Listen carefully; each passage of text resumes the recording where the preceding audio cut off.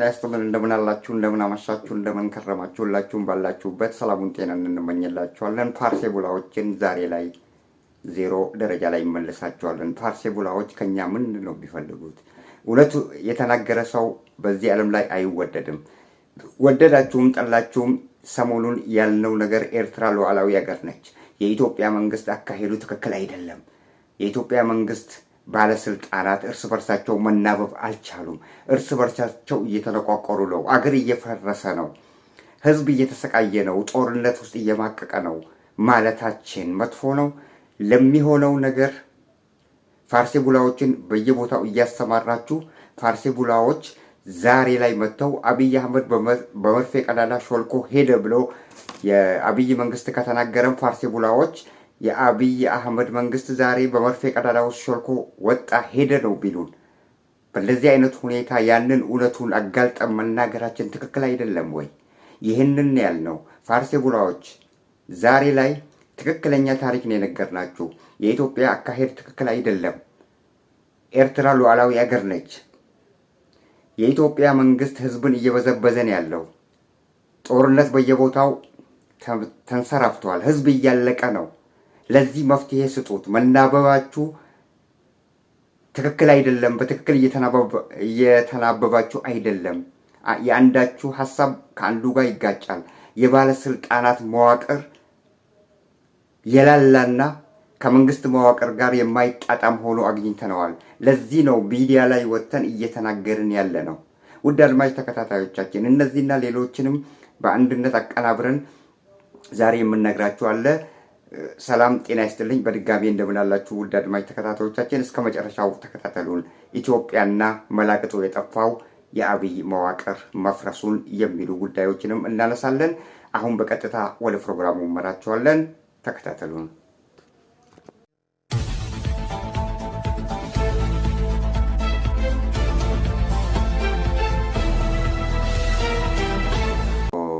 በፋርሴቡላዎች ተከበናል። ፋርሴቡላዎች ምንድን ነው የሚፈልጉት? አትዘላብድ ይለዋል። እውነት ከተናገርክም መዘላብድ ነው ማለት ነው። አንድ ታሪክ አጣቅሰ የምትናገረው ነገር ታሪክ መሸፋፈን አለበት ማለት ነው። ትክክለኛ ታሪክ ሳይዘገብ መጥፎ ታሪክ እየተዘገበ እንደዛ ይሁን እንዴ? አንድ ሰው ጀብዱ ሲሰራ ለዛ ሰው ክሬዲት መስጠት የለብንም? አንድ ሰው መጥፎ ሲሰራ ለዛ ሰው የዋጋውን መስጠት የለብንም? መናገር የለብንም? አብይ አህመድ ትክክለኛ መንገድ ላይ አይደለም ማለታችን መጥፎ ነው? ምኑ ላይ ነው እስቲ መጥፎ? ኤርትራ ሉዓላዊ አገር ናት ማለታችን መጥፎነቱ ምንድን ነው? እዚህ ጋር መዘላበዱ ምንድን ነው? ኤርትራ ሉዓላዊ አገር አይደለችም? እርግጠኛ ናችሁ? አትዘላብድ ይለዋል። ምንድን ነው መዘላበድ? መዘላበዱ ከሆነ ግራ የገባን ታሪክ አጣቅሰን ነው የነገርናችሁ።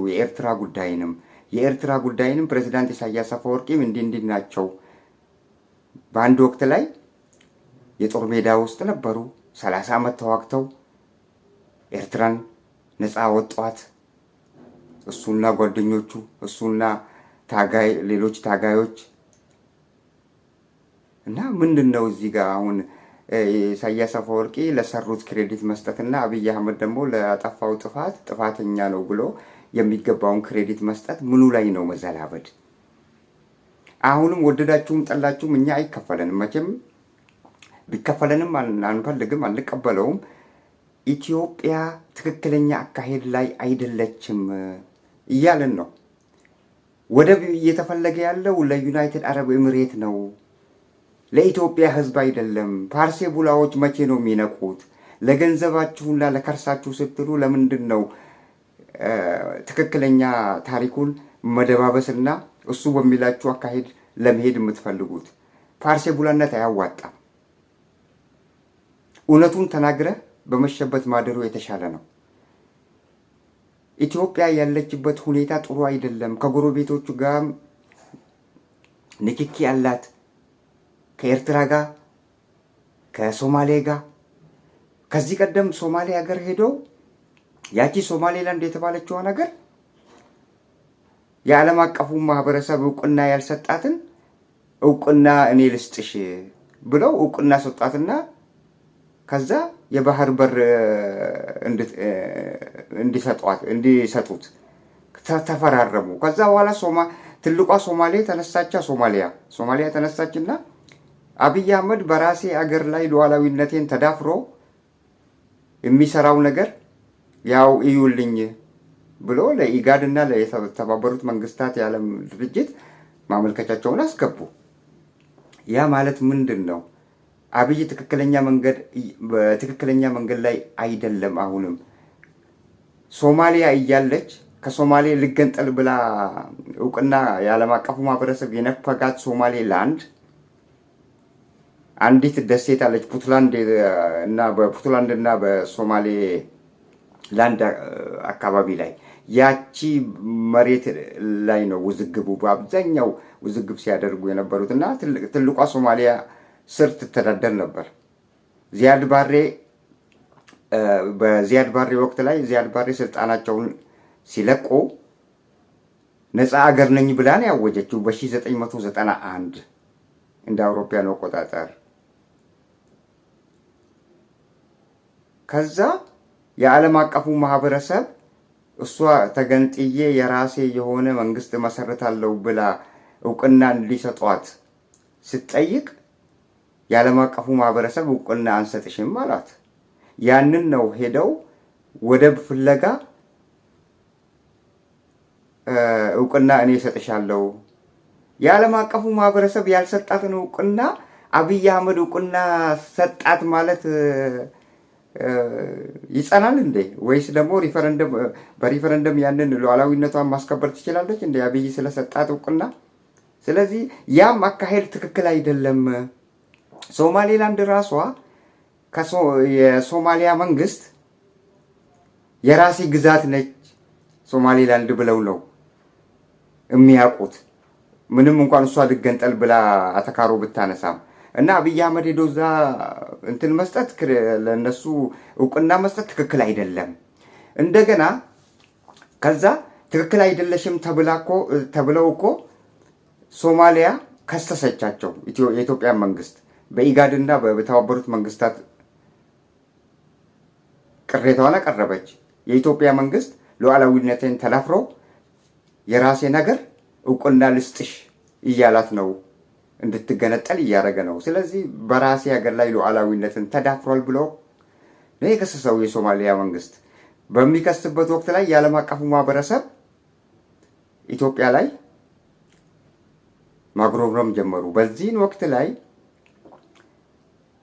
የቱርኩ ፕሬዝዳንት ራጂብ ታይፕ ኤርዶጋን ኢትዮጵያ ከገባችበት ማጥ ለማውጣት ሲሉ ሁለቱን የሶማሌ መሪና የኢትዮጵያውን ጠቅላይ ሚኒስቴር ሊያስታርቁ ጠሯቸውና አንካራ ላይ ስብሰባ ተቀምጠው ስንት ጊዜ ተመላልሰው መጨረሻ ላይ ያው ቢያስታርቃቸውም ሶማሌ እስከዛሬ ድረስ በአይነ ቁራኛ የአብይ መንግስት እያየች ትገኛለች። ያንን ባደረገችበት ማግስት ጅቡቲና ኤርትራ ኬንያም ጭምር በአይነ ቁራኛ ኢትዮጵያን መመልከት ጀምረዋል። ለምን? የሰው ሀገር ሄደው ነው ተዳፍረው ሉዓላዊነትን የአንድን ሀገር ሉዓላዊነት ተዳፍረው ሄደው እውቅና መስጠት ማለት የማይገባና የማይሆን አካሄድ ነው። ስለዚህ ኢትዮጵያ እንደዚህ አይነት የህፃን ጨዋታ ስለምትጫወት ከእንግዲህ እኛም በጥንቃቄ ከራሳችን ላይ እንጠብቃት ብለው ጅቡቲ፣ ኬንያ፣ ሱዳን፣ ኤሪትሪያ በዙሪያ ያሉት በምስራቅ ቀጠና አካባቢ ያሉት አገሮች ሁሉ የአብይን አገዛዝ ከሩቁ እየተመለከቱ የሚገኙበት ሁኔታ ነው ያለው። አካሄድ ነበረው። ያም አካሄድ ነበረው። ከሶማሌላንድ ጋር መስማማቱን ትቶ ትልቋ ሶማሊያ አለች አይደለም፣ ከሷ ጋር ስምምነቱን መጨረስ ይችል ነበር። በመንግስትነት የምትታወቋል እውቅና የተሰጣትና የዓለም አቀፉ ማህበረሰብ አገር ነች ብሎ የሚያውቃትን ሶማሊያን መጠየቁ ይሻላል። ሶማሊያን ከመጠየቅ እሱ ደግሞ ምንድን ያደረገው ያቺ ልገንጠል ብላ እውቅና ከዓለም አቀፉ ማህበረሰብ የተነፈጋትን ሄዶ ያው እኔ ነው እውቅና የሚሰጥሽ ቶሎ በይና አንቺም ይህንን ወደብ ስጪኝ እንፈራረም ተባብለው ተፈራረሙ። ያ ፍርማ መሬት ላይ አባራ ሆኖ ተጥሏል ማለት ነው። ስለዚህ የአብይ አካሄድ ልክ አይደለም። ይህንንም የኢትዮጵያ ምሁራን አናግሮ መንቀሳቀስ ነበረበት። እሱ ግን በራሱ ፍቃድ የአምባገነን መሪዎች እኮ አንዳንድ ጊዜ በጣም የሚገርመው ነገር አምባገነን መሪዎች ሲባሉ አምባገነን የሰውን አይቀበሉም፣ ምሁር አይወዱም። የተማረ ሰው በአንድ እንትን ላይ በአንድ የተወሰነ የእውቀት እንትን ላይ የሚነግራቸውንም አይፈልጉም። እነዛን ለምሳሌ በዚህ የወደብ አጠያየቅ በጂኦፖለቲካል የተማሩ ምሁራን አቅጣጫውን ይነግሩት ነበረ። ከነሱ ግን ለመማር አይፈልግም። ስለዚህ አምባገነን መሪዎች ብዙ ጊዜ የሚያደርጉት የተማሩትን ሰዎች ያሸሻሉ፣ የተማሩ ሰዎችን ከሀገር ያሳዳሉ፣ ከቻሉ ደግሞ አስረው ያንገላቱታል። በእንደዚህ አይነት ሁኔታ ነው አምባገነን መሪዎች ሀገሪቷን የሚመሩት። ስለዚህ በአምባገነንነቱ አብይ አህመድ ሮጦ ትንሽ ነው የቀረው። እዛ ምስራቅ ቀጠና ላይ ያሉትን አገሮች ሁሉ አንድ በአንድ ያተረማምሳቸው ነበር። ከዛ ፊቱን ሲያጣ ደግሞ ወደ ኤርትራ ፊቱን አዞረ። ኤርትራኖች ደግሞ ምክንያቱም ከአንድ ቦታ ላይ ሄደ ነገሮችን ስታበላሽ ሌሎቹ በአይነ ቁራኛ ስለሚመለከቱ አንተ መጥተህ ወደ ሁለተኛው ስቴፕ ልሂድ ስትል እነዛም በአይነ ቁራኛ እየተመለከቱ ስለሆነ እዛው ይልኋል ማለት ነው። ያ ነው የሆነው። ከዛ ከሶማሌ ጋር በግድ ከሶማሊያ ጋር አንካራ ላይ ከታረቁ በኋላ መጥቶ ቀጥታ ወደ ኤርትራ ነው ፊቱን ያመራው፣ ከግድቡ ወደ ወደቡ ያለው። ስለዚህ ከግድቡ ወደ ወደቡ የሚባል ነገር ይሰራል ወይ? የኢትዮጵያን ሕዝብ ማሞኘት እኮ የለብንም። የኢትዮጵያ ሕዝብ እኮ ንቁ ነው። የኢትዮጵያን ሕዝብ ከቻልክ ማስተማርና አለበለዚያ ደግሞ በመሬት ላይ የሌለ ነገር አለማውራቱ ይሻላል። አለማውራት ነዳጅ አወጣላችኋለሁ ምናምን አረግላችኋለሁ የሌለ ላም አለኝ በሰማይ ወተቷንም ላይ ብዙ ጊዜ በኢትዮጵያ ሕዝብ ላይ እየዋሹ እነዚህ የብልጽግና ፓርቲ አመራሮች እየዋሹ ኢትዮጵያን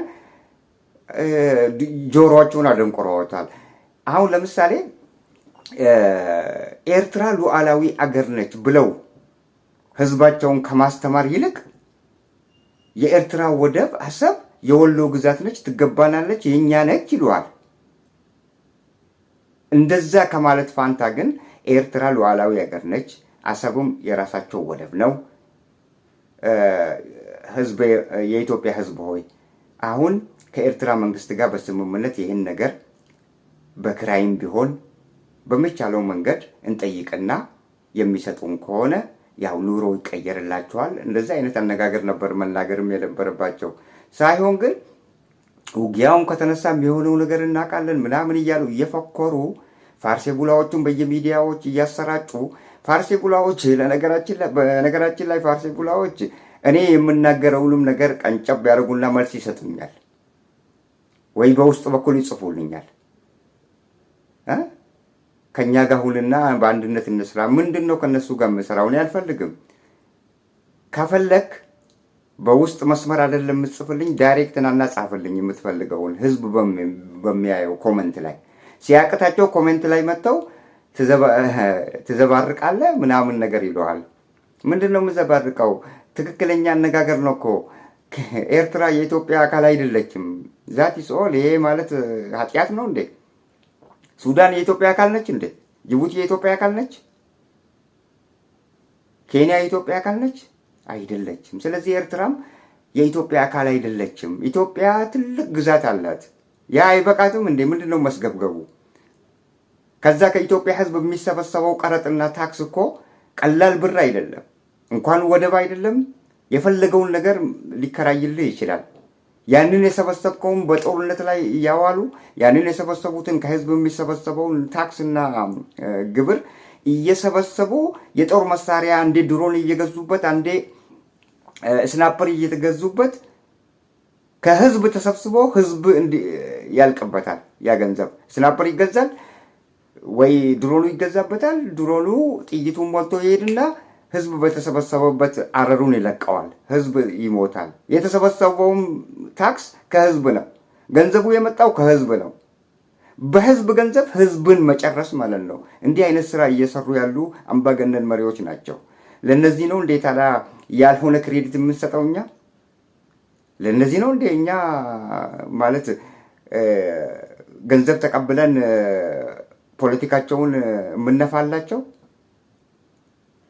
ወሮ በሎች። ስለዚህ የኢትዮጵያ መንግስት አካሄዱ ልክ አይደለም፣ አካሄዱን ያስተካክል። ዛት ኢስ ኦል። ወይ መማር። አንድ ጊዜ እኮ ጌታቸው ረዳ ምን አለ? የሌለውም ፒኤችዲ አለኝ ብሎ ዶክተሬት ዲግሪ ያስወራል አለ። ምንም አልተማረም። 7ኛ ክፍል ላይ የተወሰው ነው። ኢንፌሪዮሪቲ ነው የሚሰማው። የኢንፌሪዮሪቲ ኮምፕሌክስን ያለበት ሰውየው። አንድ ሰው ከሱ በለጥ ያለ ሰው ምሁር ወጥቶ በሚናገርበት ወቅት ላይ ኢንፌሪዮሪቲ ኮምፕሌክስ ስላለበት በቅናትና በግዴለሽነት ወይ ደግሞ በኃይል አንድ ነገር ለመጨፍለቅ ይፈልጋል። ለዚህ ነው በራሱ የማይተማመን ሰው በመሆኑ ነው ቢያንስ ከ500 እስከ 600 ይሆናሉ በአብይ አህመድ ተቀጥረው በየኢንተርኔቱና በየሶሻል ሚዲያው ላይ የሱን ወሬ ብቻ የሚያናፍሱ። ገባችሁ? እነዚህ በየወሩ ቀለብ ይወጣላቸዋል ከብልጽግና። ከህዝባችን ተሰብስቦ ነው ለነዚህ ቀለብ። በራሱ የሚተማመን ሰው መቼ ነው እንደዚህ አይነት ቅጥረኛ የሚቀጥረው? አይቀጥርም። አብይ አህመድ ዛሬ ወጥቶ እኮ እኔ በመርፌ ቀዳዳ ዛሬ ወጥቼ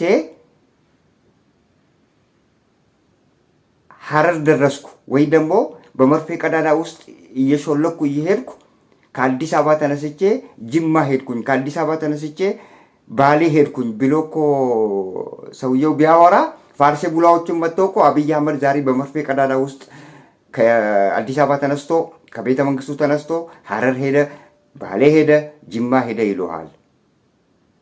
የማይቻል ነገር ኢምፖሲብል ኢዝ ኢምፖሲብል። የማይቻል ነገር አይቻልም ነው። አይቻልምንን እናስችለዋለን እያላችሁ በግድ የኢትዮጵያን ህዝብ እያደነቆራችሁ ትገኛላችሁ። ስለዚህ ከኛ ጉዳይ የላችሁም። እኛ ትክክለኛ ታሪክ ነው የምንናገረው። ኤርትራኖች፣ ኢትዮጵያኖች በሰላም ተከባብረው ይኑሩበት። በብልጽግና መንግስት ምክንያት ኤርትራኖችና ኢትዮጵያኖች ህዝብ ለህዝብ መናቆር የለበትም። ህዝብ ለህዝብ መጣላት የለበትም። ለአንድ መንግስት፣ ለአንድ ዲክታተር፣ ለአንድ አምባገነን መሪ ተብሎ ለአብይ ተብሎ ህዝብ ለህዝብ መጋጨት የለበትም።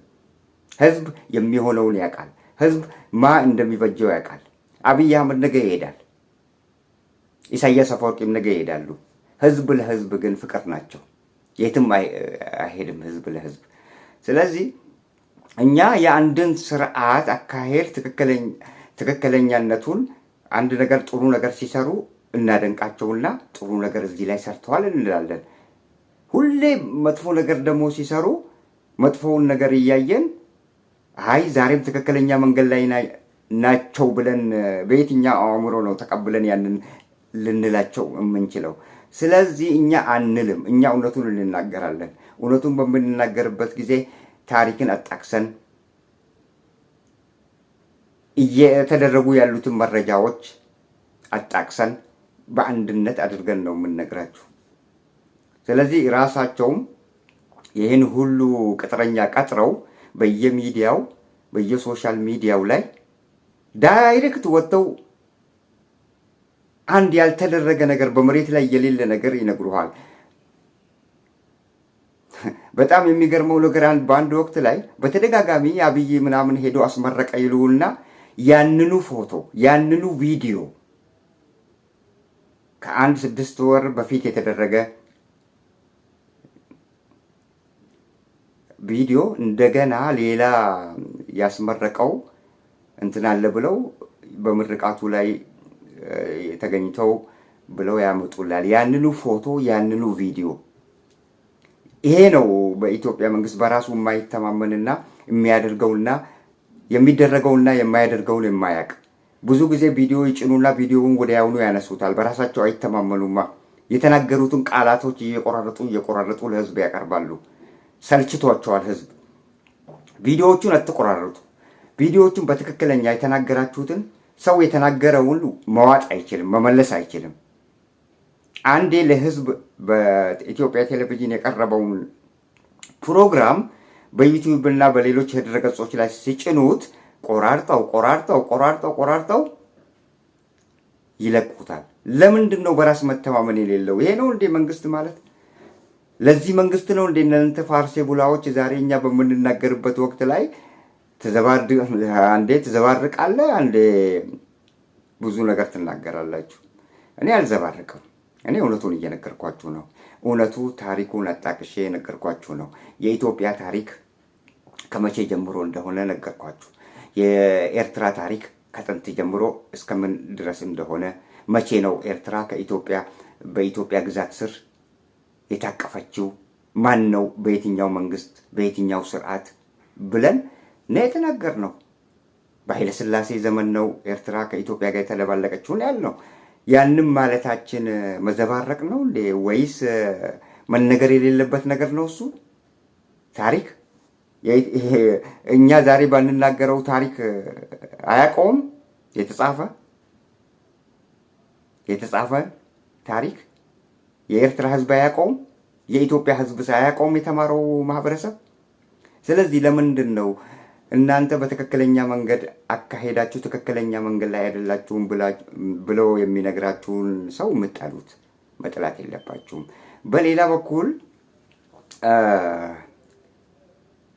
የኢትዮጵያ መንግስት ሱዳን አካባቢ የሱዳንን ሽምቅ ተዋጊ ያግዛል እየተነገረ የሚገኝበት ሁኔታ እየተሰማ ያለው አሁን በአልቡርሃን የሚመራው የሱዳን ሉዓላዊ መንግስት ሰሞኑን በኢትዮጵያ በኩል ገቡብኝ እና በዛ በኩል ጦር ዘመቻ ከፈቱብኝ ብሎ ነው እንትን ያለው። በአንድ በኩል የአብይ መንግስት የኤርትራን መንግስት ይኮንናል። ምን ብሎ ነው የሚኮንነው? ኤርትራኖች አቁሙ፣ የኤርትራ መንግስትና ባለስልጣናት አቁሙ፣ የኢትዮጵያን አማጺ ቡድኖችን ጥይት ማቀበል፣ በሎጂስቲክ ማገዝ፣ የተለያዩ ነገሮችን ማገዛችሁን አቁሙ ይላሉ። እነሱስ የሱዳኑን ጦር ኃይል ሲያግዙና በኢትዮጵያ በኩል ሲያሰማሩት ምን እያደረጉ ነው እነሱ?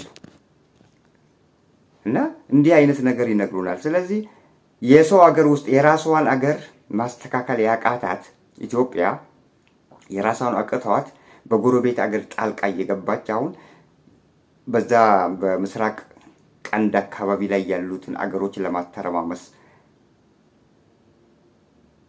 እርምጃዎችን ትወስዳለች። ይሄ ደግሞ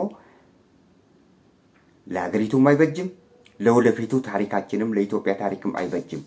አብይ ይሄዳል። አብይ ከሄደ በኋላ ግን ታሪክ በአብይ ዘመን ኢትዮጵያን ያስተዳድር የነበረው ከዚህ ዓመተ ምህረት እስከዚህ ዓመተ ምህረት ባለው ወቅት ላይ እንዲህ አይነት መጥፎ ነገር ሰርቷል ብሎ ታሪክ ይመዘግብልሃል። ስለዚህ ታሪክ የማይሽረው የታሪክ ጠባሳ አስቀምጣችሁ ለኢትዮጵያ ሕዝብ የትም አትሄዱ። የታሪክ ጠባሳዎችን አታስቀምጡ። እውነተኛ ታሪክ ሰርታችሁ ብታልፉም ይለፉ። ምክንያቱም ሰው 1000 ዓመት አይኖርም፣ 1000 ዓመት አይነግስም። ከፈለክ በንጉሳዊ አስተዳደር ኢትዮጵያን አስተዳደር፣ ከፈለክ በፕሬዝዳንታዊ፣ ከፈለክ በፕራይም ሚኒስቴርነት፣ በፈለከው መንገድ ብታስተዳደር 1000 ዓመት አትነግስም። የሰው ልጅ ራሱ እድሜው ግድብ ነው፣ የተገደበ ነው። ስለዚህ እድሜም የላችሁም። በዚህ በቀራችሁ ዘመን አሁን 7 ዓመት ነው፣ 8ኛው ዓመት ውስጥ ነው ያላችሁት። አስተዳድራችኋል። በጣም መጥፎ ነገር ሰርታችኋል። ህዝብ እስኪጠላችሁ ድረስ አድርጋችኋል። ህዝብን አማራችሁታል፣ የኢትዮጵያን ህዝብ።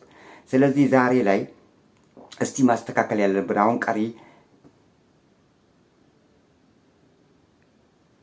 ቀሪ ዘመናችንን እስቲ ጥሩ ነገር ለኢትዮጵያ ህዝብ እንስራና የኢትዮጵያ ህዝብ የተከፋውን የኢትዮጵያ ህዝብ እስቲ ዛሬ ላይ ተመልሰን እስቲ ያንን የሰራንበትን በደል ይቅር እንዲያደርግልንና ካሁን በኋላ ግን ጥሩ ነገር ሰርተን እናስደስተው ማለት ሲገባቸው የኢትዮጵያን ህዝብ አሁን ድረስ እያማረሩና አሁን ድረስ ግድያ፣ ስቃዩ፣ ከቤት መፈናቀሉ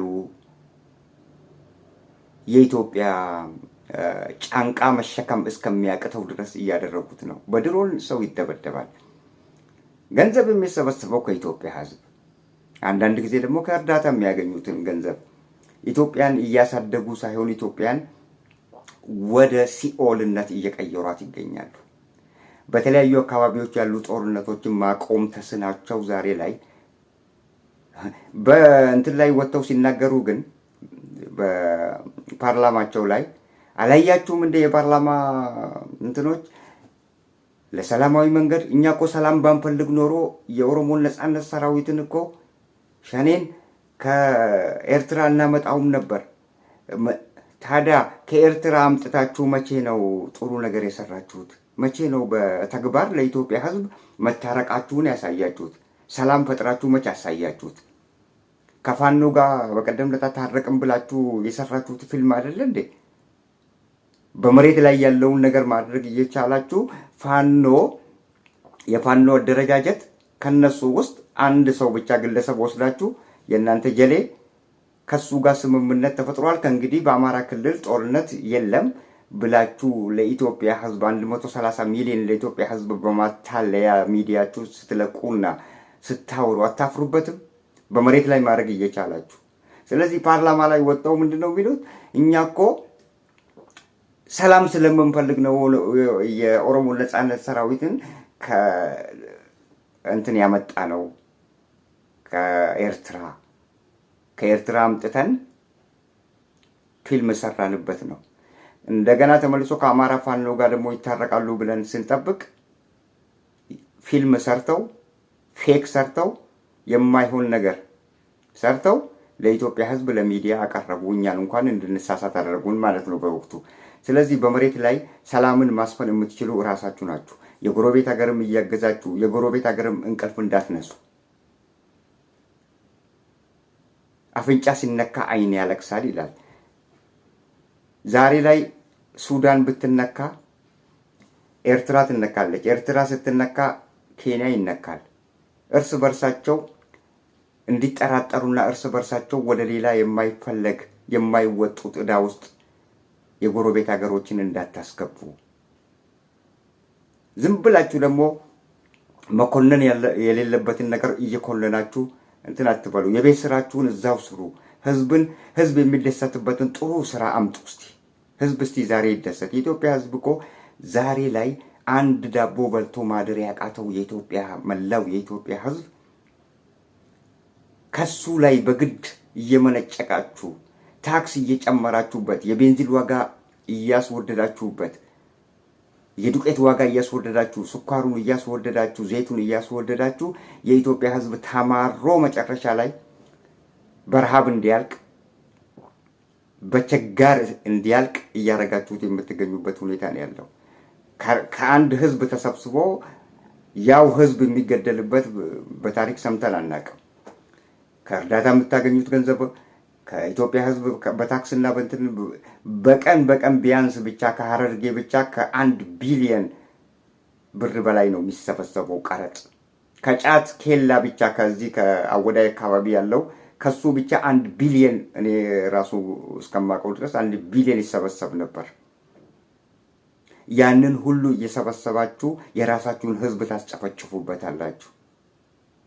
በዛ ላይ ምንም የማይሰራላችሁ ሚዲያ ላይ ወጥቶ ብቻ አብይ ዛሬ በመርፌ ቀዳዳ ወጣ፣ አብይ ዛሬ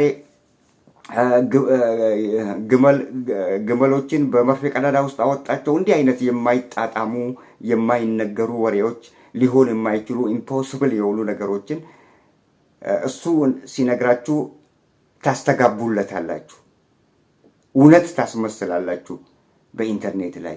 ስለዚህ ያንን ሁሉ ገንዘብ ለነዚህ ለፋርሴ ቡላዎች ከምትከፍሏቸው ደሞዝ ቅጥረኞችን ሆዳቸውን ከርሳቸውን ከምትሞሉ ለኢትዮጵያ ህዝብ ያንን ለምንድን ነው ለኢትዮጵያ ህዝብ የተራበው ለኢትዮጵያ ህዝብ ማደርሱለት? የኢትዮጵያ ህዝብ እኮ ችግሩ ፖለቲካ አይደለም። ችግሩ ፖለቲካን አይመገብም ሰው። የኢትዮጵያ ህዝብ ችግሩ ሰላምን አጥቷል። የኢትዮጵያ ህዝብ ተርቧል፣ ተሰቃይቷል። በየሜዳው እየረገፈ ነው ያለው። ከቤት ወጥቶ በሰላም ወደ ቤት መመለስ አልቻለም የኢትዮጵያ ሕዝብ። ይሄ ባለበት ሁኔታ ላይ ግን የጎረቤት አገሮችንም እየነካካችሁ የፖለቲካ ፓርቲ አመራሮችን ከአገር አሳዳችሁ እናንተን የሚቃወም ፓርቲዎች ሁሉ ዛሬ ኢትዮጵያ ላይ የሉም። ሁሉንም አፈናቅላችሁ ጨርሳችሁ በዛች ምድር ላይ ካለኛ ማን አለ ብላችሁ እየፈነጨራችሁ ያላችሁበት ሁኔታ ነው ያለው። ለፌራውን እንኳን አልበጀም የግብፁ መሪ የነበሩት። መጨረሻ ላይ ያው እግዚአብሔር አሳየው። ውሃ በልቶት ውሃ ትፊ ብሎ እግዚአብሔር ባዘዘው መሰረት ነው ውሃው ተፍቶ፣ ያው እኔ እግዚአብሔራችሁ ነኝ ያለ ሰውዬ ይሄ ነው፣ ሞቷል። ከእንግዲህ የግብፅ ሰው ሆይ ይመን። እንደዚህ አይነት የማይጣጣሙ ነገሮችን እያመጣችሁ ህዝብን እያደነቆራችሁ ከኛ ውጪ ሌላ መንግስት የለም፣ ኢትዮጵያን ሊያስተዳድር የሚችል ከኛ ውጪ አንድም ኃይል የለም እያላችሁ ከእናንተ በፊትም ኢትዮጵያ ትተዳደር ነበር። እንደየዘመኑ ነው ኢትዮጵያ የምትተዳደረው። አንድ ሀገር የምትተዳደረው እንደየዘመኑ። ያኔ ስልጣኔ አልነበረም፣ ዛሬ ስልጣኔ ያለ። ከስልጣኔ ጋር እኩል መራመድ ነው መንግስት ማለት። ከስልጣኔ ጋር እኩል መራመድ አትችሉም። የያኔውን ስርዓት መመለስ ነው የምትፈልጉት። የአፄዎችን ስርዓት መልሳችሁ ብቻላችሁ ኤርትራንም ወደ ኢትዮጵያ ቀላቅላችሁ፣ ሱዳንንም ወደ ኢትዮጵያ ቀላቅላችሁ፣ ብቻላችሁ ጅቡቲን ወደ ኢትዮጵያ ቀላቅላችሁ አንድ ግዛት ለማድረግ ነው ምኞታችሁ። እንደዛ አይነት ሀሳብ ነው የማይጣጣሙ ነገሮችን። ስለዚህ ፋርሴቡላዎችን ከምትቀልቡና ከኢትዮጵያ ህዝብ ገንዘብ እየወሰዳችሁ የኢትዮጵያ ህዝብ ከምታሰቃዩት፣ የኢትዮጵያን ህዝብ አበሳውን ከምታሳዩት፣ ከኢትዮጵያ ህዝብ የሰበሰባችሁትን ግብር እናንተን ትምህርት ቤት ስሩበት። 175% ገበሬ ነው። ገበሬ ደግሞ የሚፈልገው ምንድን ነው ታውቃላችሁ? ያንን ገበሬውን የሚፈልገውን ለእርሻው የሚሆንለትን ብታመጡለት፣ ማዳበሪያ ወይ ፋብሪካ ብትሰሩለት፣ ከህዝብ የሰበሰባችሁትን ገንዘብ በአግባቡ ለህዝብ ብታውሉት ምን ችግር አለው? ዛሬ እኮ ኢትዮጵያ ላይ ማዳበሪያው ተወልዶባቸዋል። ማዳበሪያው የለም፣ መንግስት አያቀርብላቸውም። ትምህርት ቤቶች ተቆጣጣሪ የላቸውም። የጤና ጣቢያዎች ተቆጣጣሪ የላቸውም። የመንግስት ባለስልጣናት እርስ በርሳቸው ራሱ ተቆጣጣሪ የላቸውም። ሁሉም በየፊናው፣ ሁሉም በሄደበት አለቃ ነው። ሁሉም እየቦጨቀ ያለበት ሁኔታ ነው እየታየ ያለው። ሙስና ተንሰራፍቷል። ከላይ እስከ ታች ድረስ ሙስና አለ። እስከ ፍርድ ቤት ድረስ ሙስና፣ ታች ድረስ እስከ እስር ቤቶች ድረስ አለ። እስከ ጣቢያዎች ድረስ ጉቦና ሙስና ተንሰራፍቷል። ሁሉም ባለስልጣናት በራሱ ቦታ ላይ አለቃና ፈላጭ ቆራጭ ነው። ማንም ከሱ በላይ የሚያዘው እንደሌለ አድርጎ ነው የኢትዮጵያን ህዝብ እየበዘበዘ ያለው። ይህንን ስርዓት አስተካክሉ፣ ተናበቡ። እርስ በርሳችሁ ተናባችሁ አመራራችሁን አስተካክሉ። የአመራር ድክመት አለባችሁ። የመደማመጥ ችግር አለባችሁ። እርስ በርሳችሁ አትግባቡም። እርስ በርሳችሁ የሚደረገውን ነገር ራሱ በትክክል ለህዝብ ወጣችሁ ይፋ አታደርጉም። እርስ በርሳችሁ የሚጋጩ ሀሳቦችን ነው የምታቀርቡት። አባዱላ እዚህ ጋር ይመጣና ሌላ ነገር፣ ያኛው ይመጣና እዚህ ጋር ደንበላሽ ይመጣና ሁሉም በየፈርጁ የፈለገውን በአንድ ሀሳብ ላይ የፈለገውን ይናገራል። እንደዚህ አይነት ሁኔታ ነው ያለው። ስለዚህ የፖለቲካችሁን አቅጣጫ አስተካክሉ።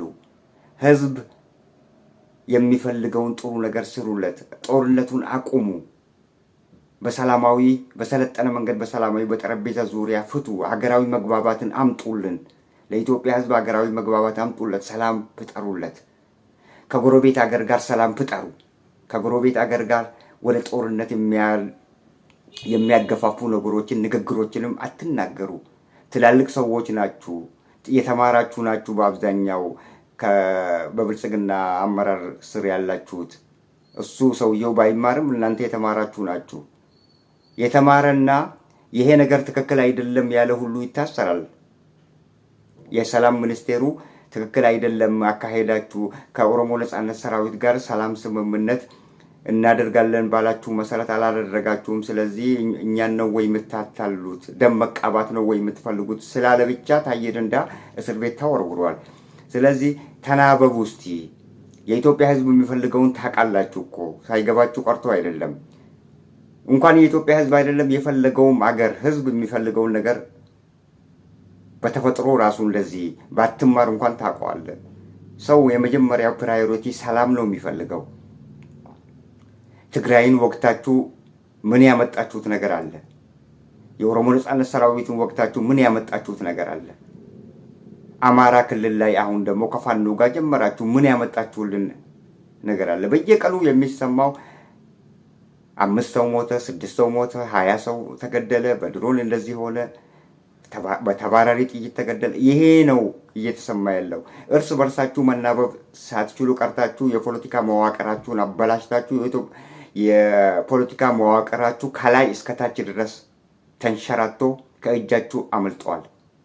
እርስ በርሳችሁ ምንም አይነት የመደማመጥና ምንም አይነት የመግባባት ሀሳብ የላችሁም። ሁሉም ወደ ፈለገው አቅጣጫ እየሄደ ነው። በዚህ አይነት ሁኔታ ኢትዮጵያ አደገች ደግሞ ይሉናል። በዚህ አይነት ሁኔታ ኢትዮጵያ አደገች፣ ኢትዮጵያ ጂዲፒዋ ምናምን ሰማይ ነካ፣ ጣሪያ ነካ። አንድ ሰሞን ላይ ኧረ ተው ውሸት ላይ አያዋጣም፣ ለኢትዮጵያ ሕዝብ እውነቱን ንገሩት እያልን እኛ እኮ ዛሬ ምርት የገብስ ምርት፣ ስንዴ ምርት ዛሬ እኮ ከኛ አልፎ አምርተን ለውጭ ሀገር ኤክስፖርት ማድረግ ጀምረናል ብላችሁ እኮ ለኢትዮጵያ ለ130 ሚሊዮን ህዝብ እኮ ያዋሻችሁ መንግስት ናችሁ። የኢትዮጵያ ህዝብ መቼ ነው ምርት ተርፎት ወደ ውጭ ኤክስፖርት ያደረገው? ምናልባት ጥጥ በአንድ ወቅት ላይ ጥጥ ኤክስፖርት ይደረግ ነበር ከኢትዮጵያ ወደ ውጭ እና አበባ ደግሞ ይደረግ ነበር። ከዛ ውጭ ምንድን ነው? እና ደግሞ ቡና ያኔ ስርዓቱም ደህና ነው።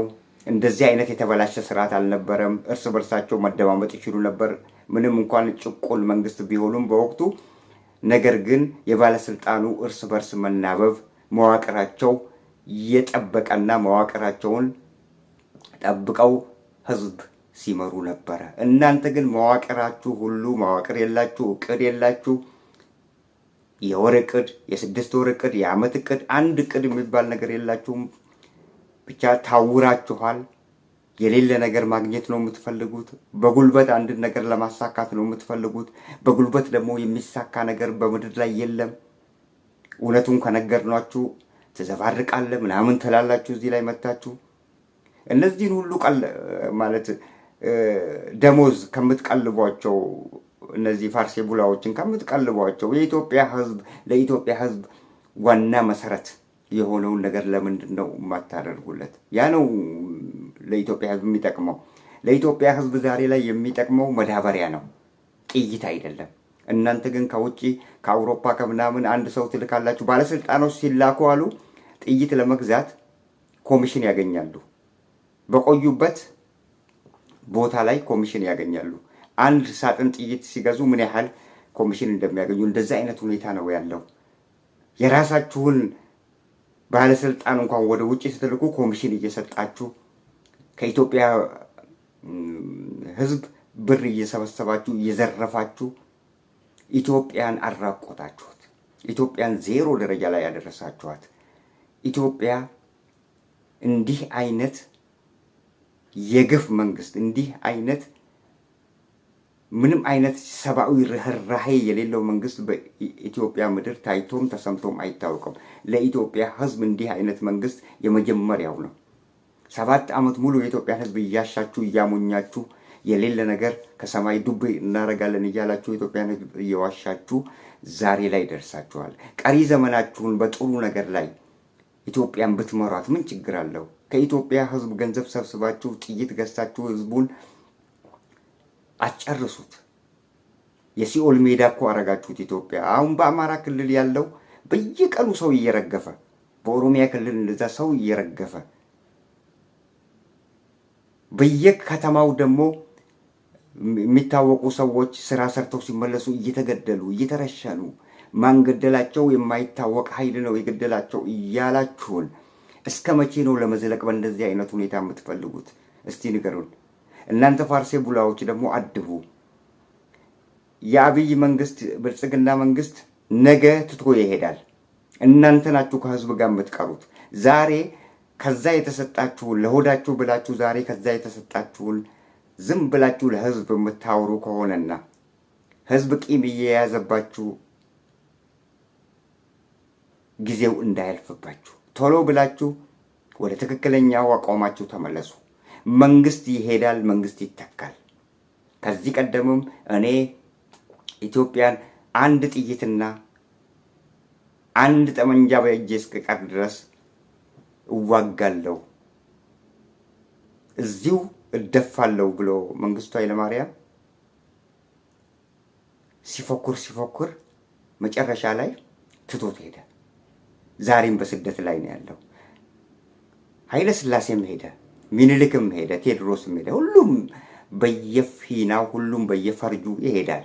ማለፉ አይቀርም። ግን ለሚያልፍ ነገር እናንተ ፋርሴ ቡላዎች ዛሬ ላይ አብይ ይሄዳል፣ ሌላ መንግስት ይተካል። የኢትዮጵያ ህዝብ ላይ በደል አትስሩ። የኢትዮጵያ ህዝብን አትጨቁኑ። የኢትዮጵያ ህዝብ ላይ ፖለቲካችሁን አትንዙ። የሌለ ውሸት ታሪክ አትንገሩት። እኛንም አትነካኩን። እኛ እውነት እየተናገርን ነው። ትክክለኛ መንገድ ላይ አይደላችሁም። ዛሬም ነገም ተስተካከሉ እያልን ነው። ስለዚህ ውድ አድማጭ ተከታታዮቻችን ለአሁኑ ለዛሬው ያሉን እንግዲህ በፋርሴ ቡላዎች ዙሪያ ነው። እኔ በጣም የማይገቡ ነገሮችን የማይባሉ ነገሮችን እዚህ ላይ መጥተው ሲናገሩ በማየቴ ነው። ስለዚህ ነገም በሌላ ፕሮግራም እስከምንገናኝ ድረስ ቸር ያገናኘን። የኢትዮጵያ ህዝብ መላው የኢትዮጵያ ህዝብ ሰላሙን ያስፍንለት፣ ሰላም ይስጠው። የተራበውን ረሃቡ ያስታግስለት። እግዚአብሔር ይችላልና መዓቱን ያወርድለት፣ ጤናውን ይስጠው። የኢትዮጵያ ህዝብ የኢትዮጵያን ገበሬ እግዚአብሔር ሰላም ያርገው። በየአካባቢው ያሉ ጦርነቶች ተበራክተዋልና ኢትዮጵያ ምድር ሰላም ይስፈንላት እንላለን። ውድ አድማጭ ተከታታዮቻችን ለአሁኑ ያሉ መረጃዎችን ይመስላሉ። ስለተከታተላችሁን እጅጉን አድርገን እናመሰግናችኋለን። ቸር ያገናኘን።